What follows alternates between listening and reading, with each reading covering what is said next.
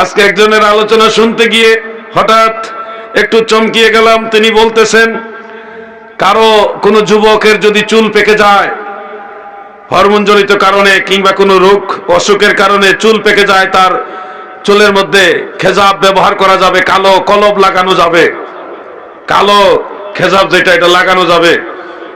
মুরব্বী হইলে লাগানো যাবে না, যুবক হইলে লাগানো যাবে। মাসালা দিয়ে দিতেছে। দলিল কি? দলিল হলো কিতাবুল আন্দাজ। ইসলাম কি নিজের ব্যক্তিগত মত দিয়ে চলে নাকি?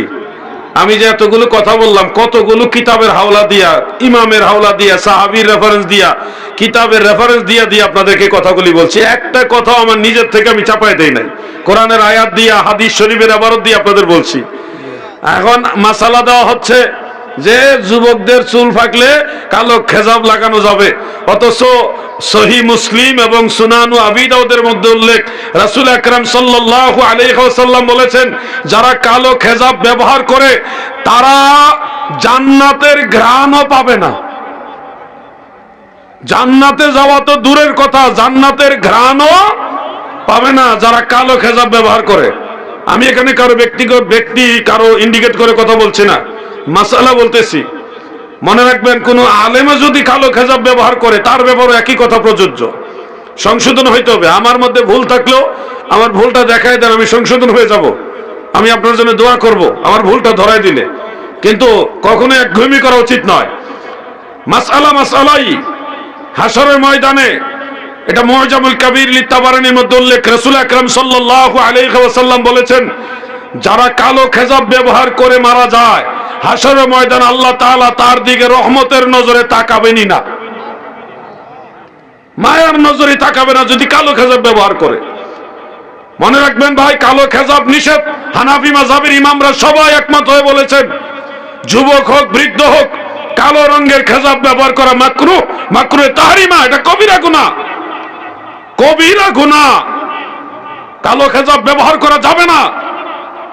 বাদায়ুস সানায়ের মধ্যে, ফাতোয়া শামির মধ্যে, নির্ভরযোগ্য আল মুহিতুল বুরহানির মধ্যে, বড় বড় কিতাবের মধ্যে মাসালাটা পরিষ্কার উল্লেখ আছে। কালো রঙের খেজাব নিষেধ।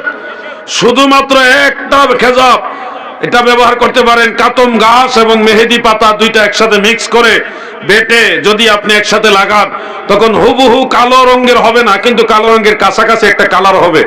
ওই কালারটা ব্যবহার করতেন হযরত আবু বকর সিদ্দিক, হযরত উসমান যুন নূরাইন, হযরত ইমাম হাসান, হযরত ইমাম হুসাইন রাদিয়াল্লাহু তাআলা আনহুম, হযরত সাদ ইবনে আবি ওয়াক্কাস রাদিয়াল্লাহু আনহু, তিনিও মেহেদি পাতা এবং কাতম ঘাস একসাথে মিক্স করে যেই কালার আসে, কালো নয় কালোর কাছাকাছি, ওই খেজাবটা ওনারা ব্যবহার করেছেন। ওইটা মূলত কালো খেজাবের দলিল নয়, এটা মেহেদি পাতার কাতম ঘাস ব্যবহারের দলিল। আর সরাসরি যেটা কালো খেজাব এটা নিষেধ, এটা মাকরুহে তাহরিমা। কোনদিন দেখছেন সাত কিবলাকে কালো খেজাব ব্যবহার করতে?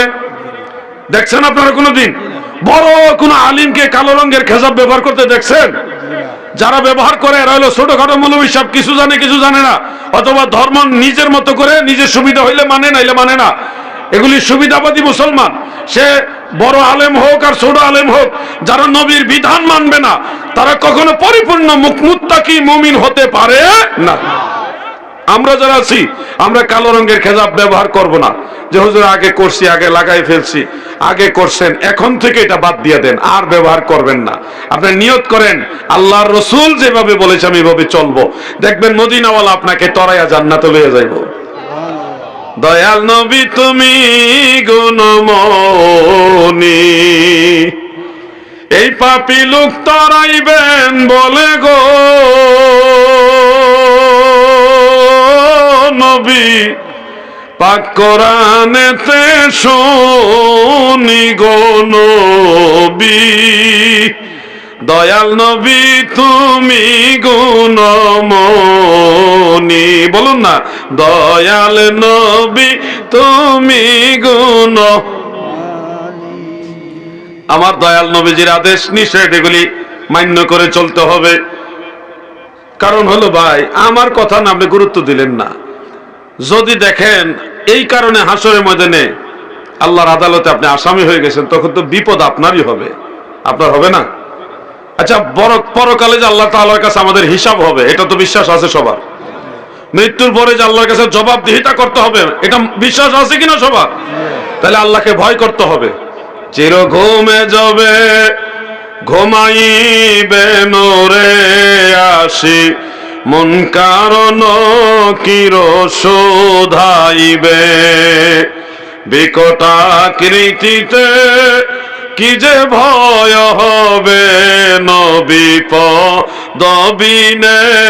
ভাব সবে মিশে।